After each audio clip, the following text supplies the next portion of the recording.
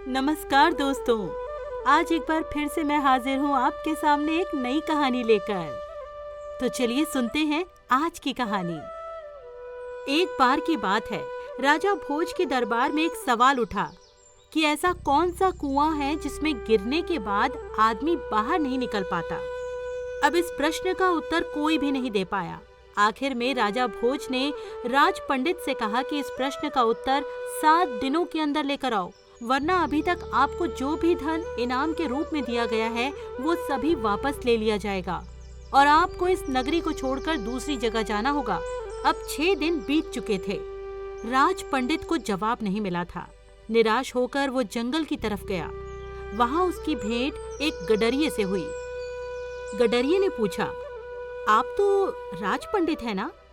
राजा जी के दुलारे हैं, फिर चेहरे पर इतनी उदासी क्यों? ये गडरिया मेरा क्या मार्गदर्शन करेगा?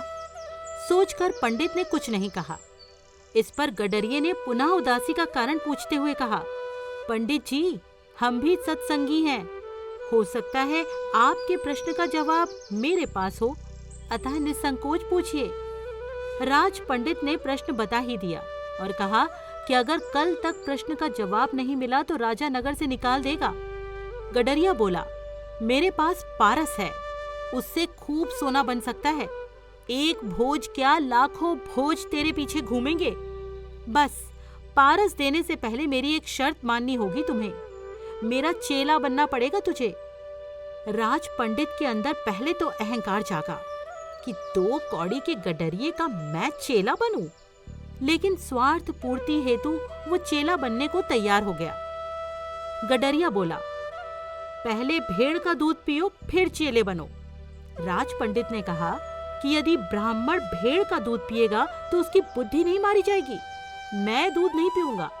तो जाओ, मैं पारस नहीं दूंगा। गडरिया बोला। राज पंडित बोला, ठीक है, दूध पीने को तैयार हूं, आगे क्या करना है? गडरिया बोला, अब तो पहले मैं दूध को झूठा करूंगा, फिर तुम्हें पीने दूंगा। राज पंडित ने कहा, तू तो हद करता है, ब्राह्मण को झूठा दूध पिलाएगा? तो जाओ। गडरिया बोला। राज पंडित फिर बोला, हाँ चल, मैं तैयार हूं झूठा दूध पीने को।